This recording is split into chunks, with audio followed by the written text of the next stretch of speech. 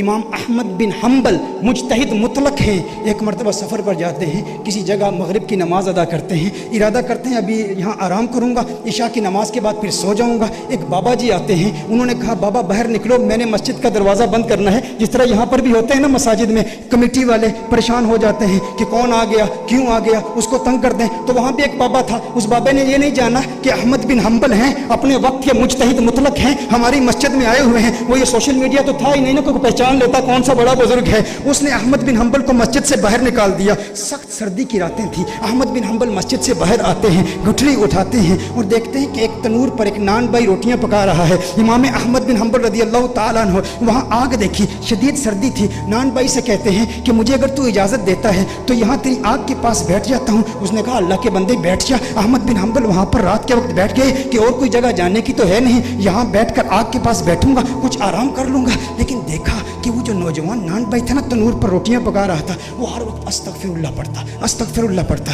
تنور سے روٹی نکالتا استغفر اللہ، روٹی پکاتا استغفر اللہ، تنور میں روٹی ڈالتا استغفر اللہ۔ امام احمد بن حنبل اسے دیکھ رہے ہیں اور بڑی محبت بری نگاہوں سے دیکھ رہے ہیں، مسکرا رہے ہیں۔ کہا بابا جی مسکرا کیوں رہے ہو؟ کہا تیری یہ استغفار پڑھنے کی ادا بہت پسند آئی۔ کہا میں استغفار اس لیے پڑھتا ہوں کہ اس استغفار نے مجھے مستجاب الدعوات بنا دیا ہے، جو دعا کرتا ہوں اللہ قبول کرتا ہے، میری دعا کوئی اللہ کی بارگاہ سے رد نہیں ہوتی۔ کہا یہ تو بہت بڑی ولایت کا دعویٰ ہے نوجوان ہے نان بھائی، تو ولایت کا دعویٰ کر رہا ہے کہ تیری ہر دعا اللہ کی بارگاہ میں قبول ہوتی ہے، کوئی دعا رد نہیں ہوتی۔ کہا کوئی دعا رد نہیں ہوتی۔ کہا آج استغفار کیوں پڑھ رہا ہے؟ کہا بابا جی کیا بتاؤں، آج میری یہاں ڈیوٹی لگی ہے، میں نے سنا ایک مجتہد مطلق ہمارے علاقے میں آیا ہوا ہے، بہت بڑا بزرگ ہے، آج میری یہ تمنا ہے استغفار پڑھتا رہوں گا، اس کی زیارت کروں گا، لیکن میرا مالک مجھے جانے کی اجازت نہیں دے رہا۔ کہا کون ہے وہ بزرگ، کون ہے وہ عالم جس کی تو زیارت کرنا چاہتا ہے اور جس کی زیارت کا تمنائی بنے ہوئے تو استغفار پڑھ رہا ہے؟ کہا جانتے نہیں احمد بن حنبل ہمارے شہر میں آیا ہوا ہے، میرے دل میں بھی خواہش ہے اس کی زیارت کروں۔